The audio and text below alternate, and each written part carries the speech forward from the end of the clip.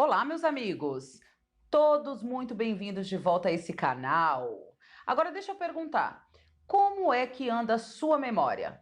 Você é o tipo de pessoa que tem a memória de elefante, lembra de tudo, ou você é o esquecido, não lembra de nada? Se você tá com algum tipo de problema de memória, então esse vídeo foi feito para você.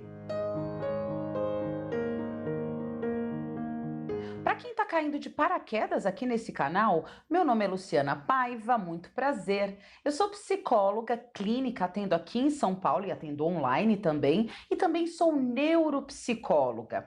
Hoje a gente vai falar um pouquinho sobre memória. Bom, gente, aqui no consultório, atuando como neuropsicóloga, eu recebo bastante demanda de pessoas com queixas e problemas de memória. Você sabia que existem 5 causas principais que afetam a memória? Vamos falar um pouquinho sobre elas? A quinta causa principal que afeta a memória são as hidrocefalias e os problemas de ordem neurológica, sejam eles congênitos ou adquiridos. A quarta principal causa para perda de memória são as demências, em proeminência aí a demência de Alzheimer. Terceiro caso que faz as pessoas terem bastante problema com a memória é problemas de atenção. Então, aquelas pessoas que têm déficit de atenção, transtornos de atenção, também vão ter dificuldade com a memória. Em segundo lugar, nós temos aí os depressivos, problemas de depressão. Eles também desencadeiam aí, né, como problema secundário, a memória. E em primeiro lugar, o campeão que desestabiliza a memória das pessoas é estresse. Bom, e aí? Se identificou entre alguma dessas 5 situações? Bom, se você tem um problema de memória, né, geralmente as pessoas vão lá e elas procuram um profissional para ajudá-las. Só que as pessoas, antes de procurar um profissional, geralmente elas procuram quem? O Dr. Google. E quando a gente procura o Dr. Google sempre dá as piores possibilidades. Então, muitas vezes, essa pessoa com problema de memória, ela vai parar lá no neurocirurgião. Né? Ela acredita que está com um tumor cerebral, ela acredita que ela desenvolveu uma hidrocefalia, que ela está com um problema muito grave, sendo que, na maioria das vezes, ó, o number one é estresse. Vamos entender um pouquinho mais dessas 5 situações? Então vamos falar um pouco dessa quinta posição, hidrocefalia. Quando a gente pensa aí na palavra cefalia, cefaleia, a gente está falando o quê? Em cabeça. Cefaleia significa dor de cabeça, dor difusa de cabeça. Hidro significa água. Então a hidrocefalia é um acúmulo indevido de água, aonde não deveria haver esse acúmulo. Algumas crianças, elas nascem com hidrocefalia, mas também existe a hidrocefalia que ela vai desenvolvendo ao longo da vida. Uma das causas da hidrocefalia, por exemplo, é um tumor cerebral. Né? Causas congênitas ou causas adquiridas, neurologicamente falando, quando a gente fala em congênito é nasceu com, quando a gente fala em adquirida é algo aconteceu que desencadeou. Então, uma pessoa que sofreu um acidente de moto, por exemplo, se ela tiver uma pancada muito forte no hipocampo, não só no hipocampo, mas vou dar este exemplo, o hipocampo é que faz a integração da memória. Logo, este indivíduo vai ter um problema de memória. Nesse tipo de caso, o acompanhamento é multidisciplinar, né, com neurologistas, para a gente desenvolver um plano de tratamento, para saber como é que a gente vai fazer aí para trazer o máximo de qualidade de vida para pessoas que têm uma memória comprometida, ok? Se você está com um problema de memória, não tem hidrocefalia, não teve nenhum tipo de doença que possa ter desencadeado isso, então a gente já pode riscar essa possibilidade, certo? Vamos lá para a quarta causa dos problemas de memória, que é as demências. Gente, quando a gente fala em demência, já é muito mais complicado fazer uma avaliação. Por quê? O idoso, por volta de 70 anos de idade, ele tem o declínio cognitivo natural da idade. Então, assim, a nossa cognição, ela vai tendo perda, independentemente de como você agiu durante toda a sua vida, a gente vai ter perda cognitiva. Então imagina, vamos comparar isso com o corpo. Imagina aquela pessoa que ela treinou a vida toda, que ela se alimentou bem a vida toda, ela vai chegar aos 70 anos com um tônus muscular muito melhor do que aquele que nunca fez nada, certo? Só que se a gente for comparar esse indivíduo a uma pessoa de 20 anos, a gente vê que ela já teve perda. Então, a memória, quanto mais você estuda, quanto mais você investe cognitivamente, menos perda você vai ter. Mas, de qualquer maneira, até a partir de 70 anos de idade, é natural a gente ver esse declínio cognitivo. As 5 principais demências, né? Demência de Alzheimer, Parkinson, frontotemporal, Copos de Levy, enfim, são demências que elas podem influenciar na memória, é claro.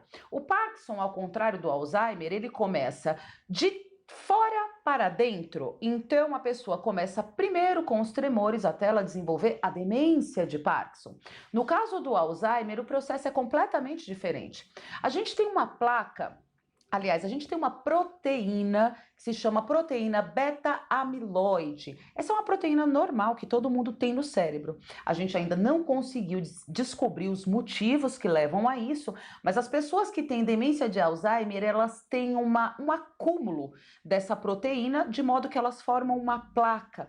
E essa placa impede a comunicação neuronal. E é por conta disso que ele tem morte neuronal e também perda de memória, obviamente, né? Se eu tenho a perda do neurônio, eu vou ter uma perda de memória. Ok, sabemos disso.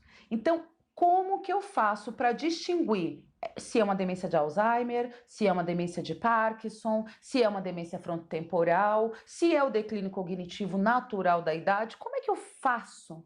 Para dar uma pista para vocês, hoje não existe nenhum exame que seja feito em laboratório que consiga fazer, marcar esse diferencial. Não existe nem ressonância magnética, nem tomografia, nada disso vai lhe dar certeza, certo? É aí que entram os neuropsicólogos. Obviamente que essa é uma avaliação multidisciplinar, mas o que o neuropsicólogo faz? Ele vai fazer uma avaliação minuciosa de cada função cognitiva, comparando os resultados desse paciente com a média populacional, né? Levando em consideração faixa etária, anos de escolaridade, o sexo da pessoa, né? Tudo isso conta. Então, a partir disso, a gente consegue determinar qual é o tipo de demência e, obviamente, qual é o tipo de tratamento. Eu tenho uma pergunta de rastreio que eu utilizo aqui no consultório, que é muito interessante. Então, chega aqui para mim o paciente idoso e eu pergunto: como é que vai a sua memória? Quando ele fala que a memória dele está mal, é sinal de que não está tão mal assim, porque ele tem crítica, ele consegue se lembrar que ele esqueceu. Quando eu pergunto para o paciente como está a sua memória e ele me responde, tá ótima, e todos os familiares estão falando que tá ruim, esse é o tipo mais grave. Por quê? Ele esquece que esquece, ele já não tem mais crítica. Então ele já dá um indicativo de uma demência, por exemplo, do que um declínio cognitivo leve. Mas é importante a gente procurar um profissional. Se você não tem mais de 70 anos, não tem nenhum desses sintomas, tá esquecendo que anda esquecido, então esse aqui a gente já pode cortar da sua lista. Vamos falar do terceiro motivo? Atenção! Nossa, gente, o que eu recebo de queixa de atenção? Atenção e memória, tá tudo muito ligado. A gente tem um conceito, quando a gente fala em funcionamento cerebral, que é o conceito de orquestra. Imagine uma orquestra. Imagine que um dos instrumentos não está afinado.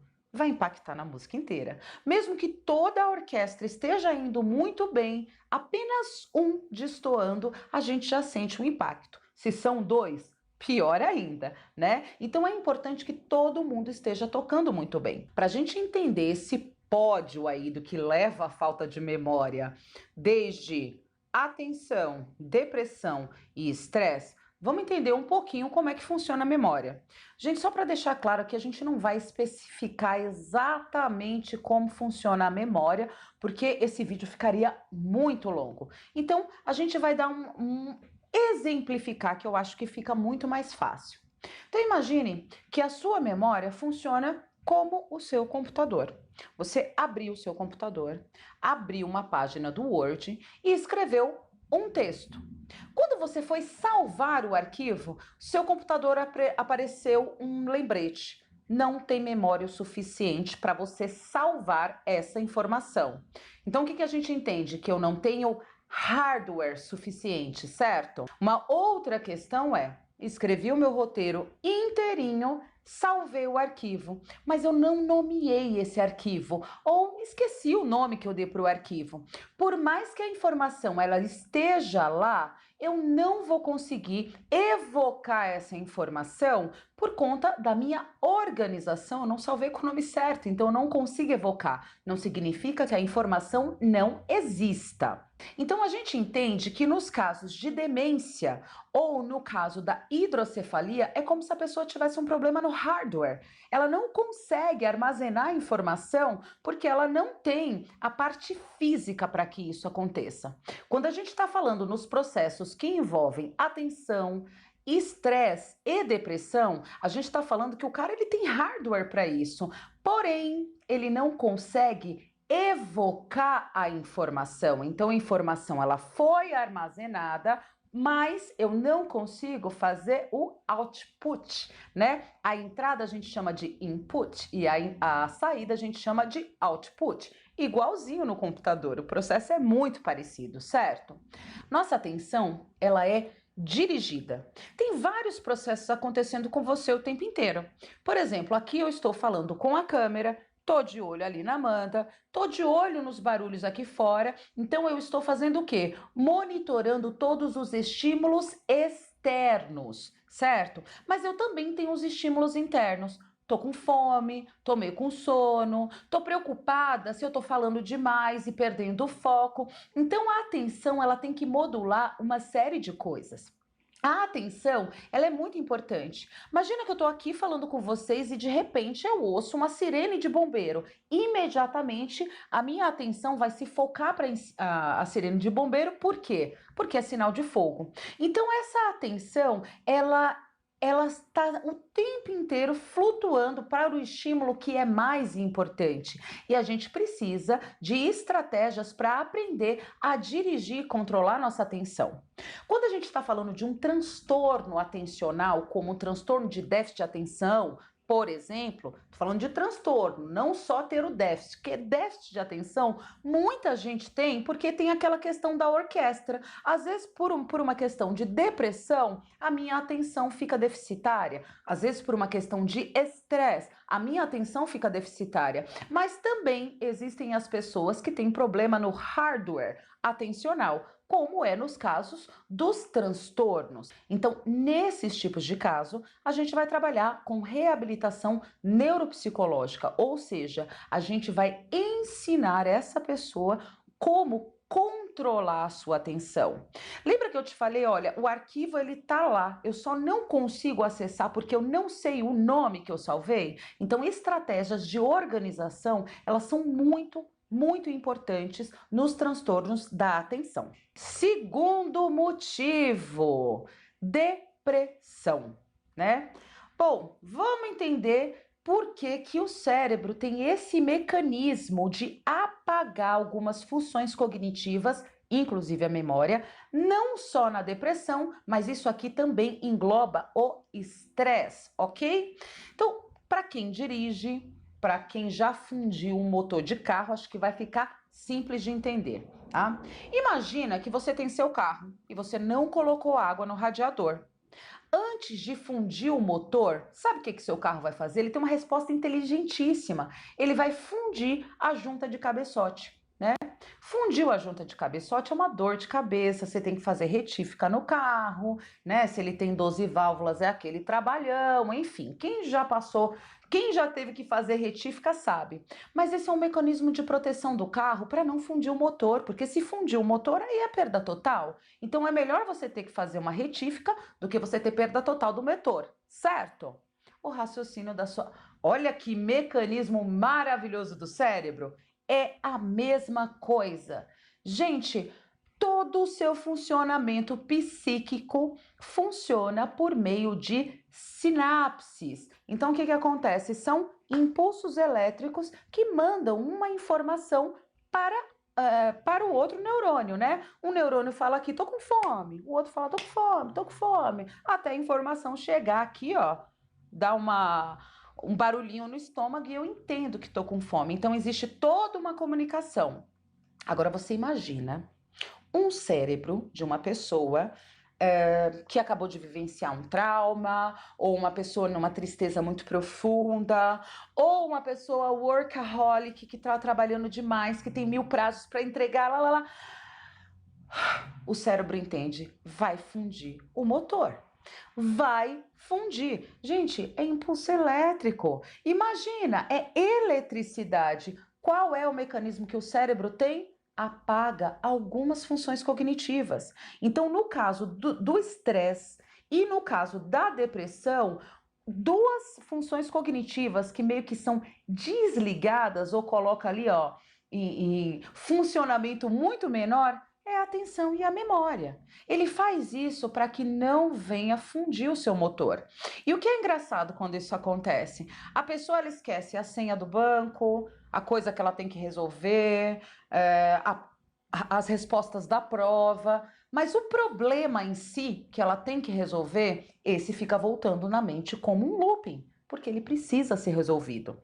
Então, no caso de estresse e depressão, os apagões de memória funcionam como um mecanismo de proteção para que você não venha fundir o motor. Então, é muito importante esse mecanismo. Então, vamos lá, gente. Se você não tem hidrocefalia, não tem mais de 70 anos, não tem um transtorno de déficit atencional, muito provavelmente você pode estar aqui nessas duas pontas, certo? Ou da depressão ou do estresse. É claro que o uso de substâncias psicotrópicas como droga, álcool, remédio, tudo isso vai piorar sua memória também. Mas geralmente quem abusa de substância psicotrópica já está aqui, ó, dentro do estresse, dentro da depressão. Então esse é um sintoma também que só vai reforçar essa questão da memória. Então, eu fiz todo esse vídeo para explicar um pouquinho melhor o funcionamento da memória, quais são os 5 principais motivos que levam as pessoas a procurarem os profissionais com queixa de memória, mas também, gente, é para chamar a atenção das pessoas. Nós precisamos nos cuidar, né? O brasileiro, ele é muito prático, vamos dizer assim. Olha, eu tô com um problema de estresse, eu tô com um problema de depressão. Eu não quero entender quais são os motivos que me levam ao quadro de estresse e depressão. Eu não quero resolver o problema. Eu quero única e exclusivamente tomar um remédio que vai resolver o problema. Não resolve. Não resolve. O remédio ele pode te dar possibilidades para que você tenha mais capacidade de enfrentamento, mas ele sozinho, ele não vai resolver os seus problemas. Então assim, aqui nesse canal eu tenho um vídeo que fala de tudo. Eu tenho um vídeo que fala de simbologia, eu tenho um vídeo que fala de neuropsicologia, eu tenho um vídeo que fala de arquétipo, mas uma coisa, todos os meus vídeos se afinam. Nós precisamos cada vez mais trabalhar o nosso autoconhecimento. Sofremos várias mazelas justamente porque a gente não para um tempinho para conseguir enxergar, para olhar. O que será que está acontecendo comigo? Por que eu preciso olhar para esse problema com atenção? Bom, e é aí que entra o trabalho dos psicólogos, né? Imagine um mergulhador fazer um mergulho lá, 2.000 metros de profundidade sozinho. Ele pode ser experiente o quanto for, ele precisa de uma equipe. Você pode parar e olhar para os seus processos internamente quantas vezes você quiser, mas é importante você ter alguém que te fale o caminho para você subir à superfície novamente.